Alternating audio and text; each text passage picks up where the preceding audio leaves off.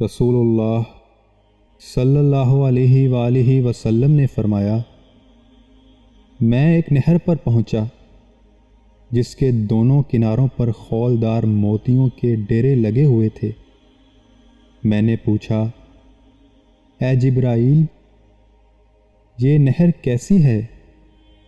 انہوں نے بتایا کہ یہ حوض کوثر ہے جو اللہ نے آپ کو دیا ہے۔ رسول اللہ صلی اللہ علیہ وآلہ وسلم نے فرمایا، قیامت کے دن میں حضرت آدم علیہ السلام کی اولاد کا سردار ہوں گا، اور سب سے پہلے میری قبر کھلے گی اور سب سے پہلے میں شفاعت کروں گا اور سب سے پہلے میری شفاعت قبول کی جائے گی۔